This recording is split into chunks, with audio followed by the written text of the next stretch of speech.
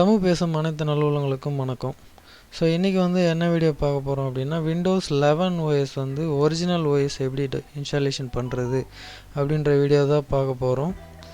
உங்கள்கிட்ட Windows 10 original OS இருக்குது அப்படின்னா நீங்கள் இதை யூஸ் பண்ணலாம்.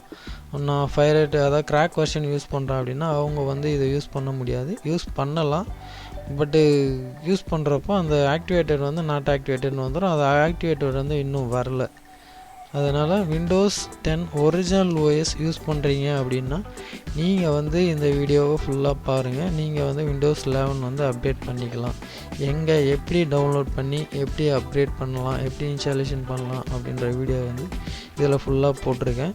ஸோ மறக்காமல் நீங்கள் இந்த வீடியோவை ஃபுல்லாக பார்த்து பயனடையும்படி கேட்டுக்கிறேன். அதே மாதிரி நம்ம சேனலை சப்ஸ்கிரைப் பண்ணாதவங்க ப்ளீஸ் கொஞ்சம் சப்ஸ்கிரைப் பண்ணிக்கங்க, நல்லது.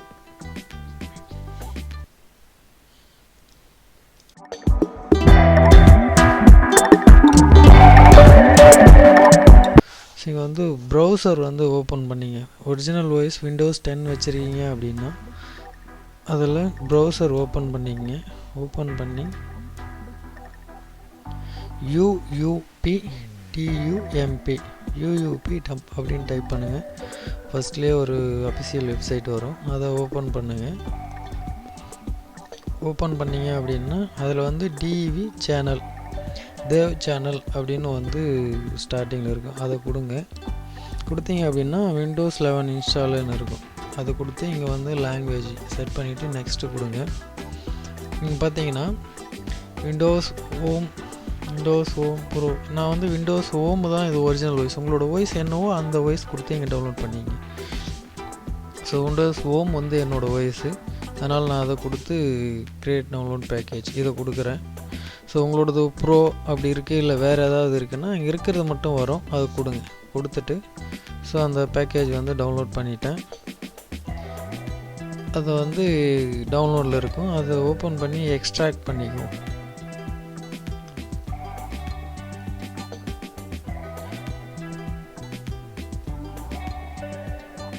ஃபைலை எக்ஸ்ட்ராக்ட் பண்ணிக்கங்க. எக்ஸ்ட்ராக்ட் பண்ணி அதை ஓப்பன் பண்ணி அதில் இருக்கிற ஃபைல்ஸ் எல்லாமே காப்பி பண்ணிக்கங்க. மற்ற ஆல் ஃபைலையும் செலக்ட் பண்ணி காப்பி பண்ணிக்கங்க. இப்போது திஸ் பிசியில் சி ஃபோல்டரில் ஒரு நியூ ஃபோல்டர் க்ரியேட் பண்ணிக்கங்க. க்ரியேட் பண்ணி என்ன வேணாலும் பேர் கொடுக்கலாம். நான் ஏன்னு கொடுக்குறேன். கொடுத்துட்டு அது உள்ளே அதை இப்போ காப்பி பண்ண அந்த டவுன்லோட் பண்ண ஃபைல்ஸை பேஸ்ட் பண்ணுறேன். பேஸ்ட் பண்ணிக்கங்க.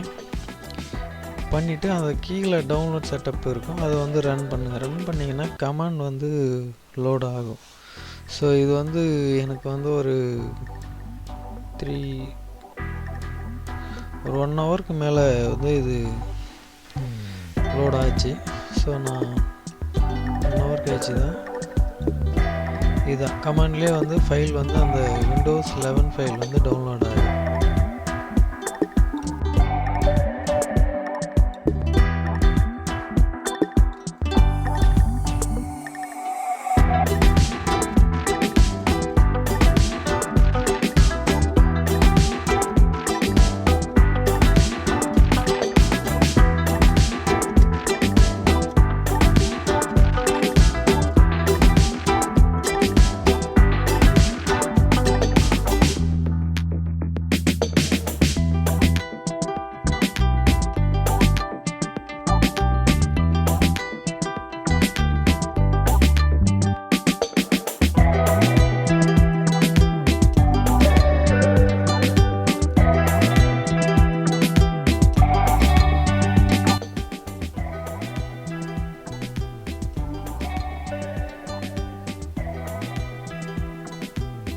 முடிஞ்சிருச்சு. இது மேலே இருக்குது பாருங்கள், 22200 அதுதான் டவுன்லோடிங் ஃபைல். மேலே பார்த்தீங்கன்னா ஒரு 5 GB மேலே டேட்டா காட்டும். ஸோ இதுதான்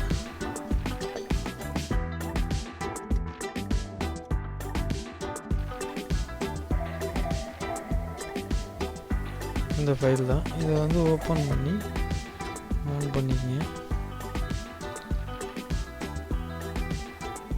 அதை மவுண்ட் பண்ணி கீழே செட்டப் ஃபைல் இருக்கும், அதை ரன் பண்ணுங்கள்.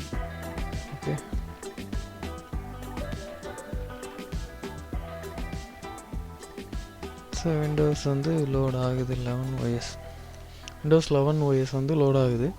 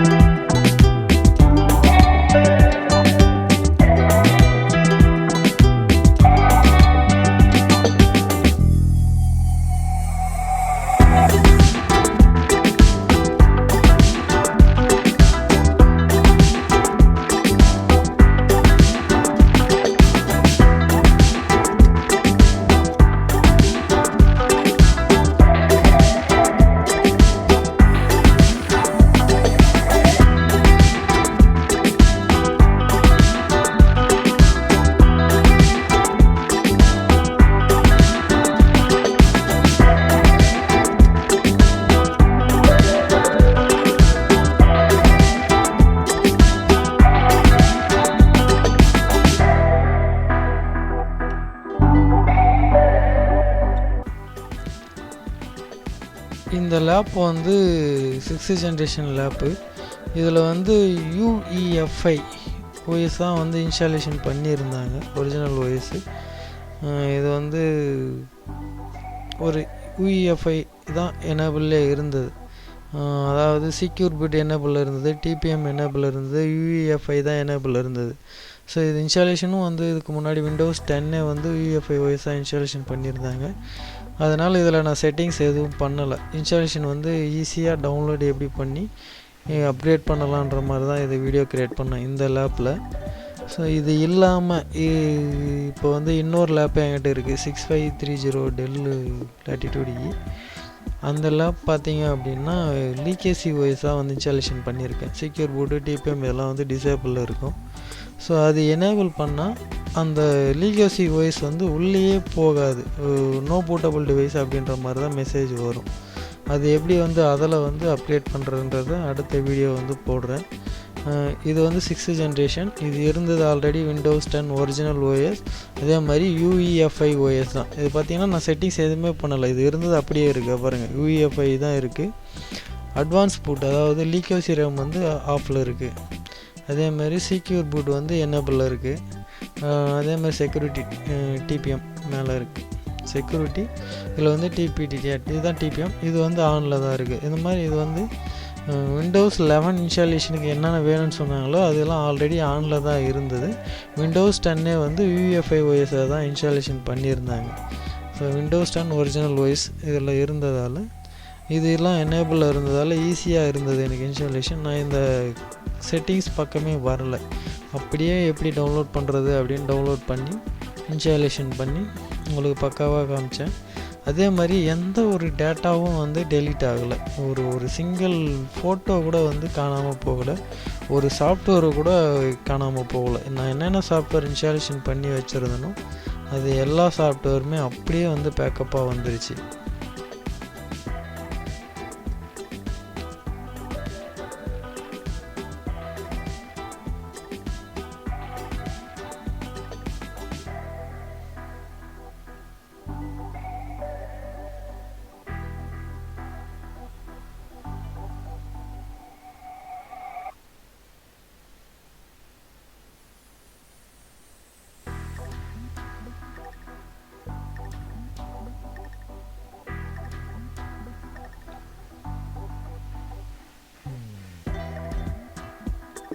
பார்த்தீங்கன்னா தெரியும், இங்கே டெஸ்க்டாப்பில் நான் என்னென்ன வச்சுருந்தேனோ அதெல்லாம் அப்படியே இருக்கும். அதே மாதிரி டாக்குமெண்ட்டு, டவுன்லோடு இதெல்லாம் என்னென்ன இருந்ததோ அதெல்லாம் அப்படியே தான் இருந்தது. அதேமாதிரி சாஃப்ட்வேர் வந்து அசம்போ இந்த மாதிரி அடாப்டேட்டர் இந்த மாதிரி இன்ஸ்டாலேஷன் பண்ணது எல்லா சாஃப்ட்வேருமே அப்படியே தான் இருந்தது. எந்த ஒரு சாஃப்ட்வேருக்கும் எந்த ஒரு பாதிப்பும் வந்து ஆகலை, அப்படியே பக்காவாக தான் இருந்தது. அதே மாதிரி இன்டர்நெட் கனெக்ட் பண்ணியும் நான் வந்து இந்த OS வந்து ஏதாவது நாட் ஆக்டிவேட்டட் அந்த மாதிரி ஏதாவது மெசேஜ் வந்துருமா அப்படின்ற மாதிரி செக் பண்ணேன். ஸோ அது மாதிரி எதுவும் வரல, எல்லாமே வந்து ஆக்டிவேட்டட் தான். டிஜிட்டல் கீ வந்து ஆக்டிவேட்டட் அப்படின்னு தான் வந்துச்சு.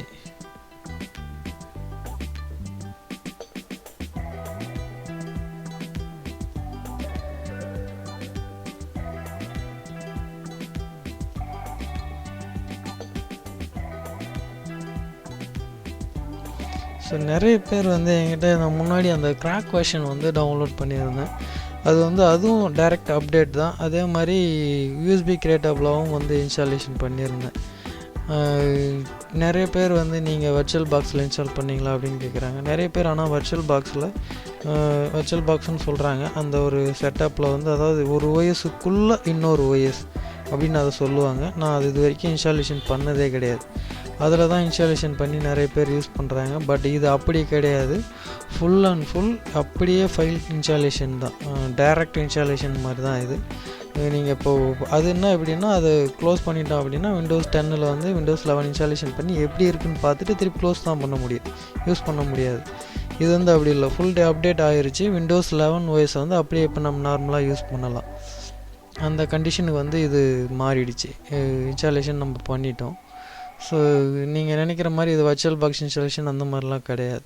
உங்களுக்கு இன்ஸ்டாலேஷன் ஏதாவது எரர் வருது அப்படின்னா கமெண்டில் போடுங்க, நான் செக் பண்ணுறேன். அதான் சொன்னேன் இல்லையா முன்னாடி வந்து லீக்கேஜி, அதாவது பிராண்டட் மிஷின்ஸ் பிராண்டட் லேப்டாப்ஸில் லீக்கேஜி OS இருந்தது அப்படின்னா அது வந்து பூட்டபிள் பண்ணுறது கொஞ்சம் கஷ்டமாக இருக்குது. நான் அதை எப்படி பண்ணணும் அப்படின்ற வீடியோ அடுத்து போடுறேன். ஸோ அதோட டீட்டெயில் பாருங்கள். உங்களுக்கு எதாவது டவுட்டாக இருந்தாலும் கமெண்ட் பண்ணுங்கள். மறக்காமல் நம்ம சேனலை கொஞ்சம் சப்ஸ்கிரைப் பண்ணிக்கங்க.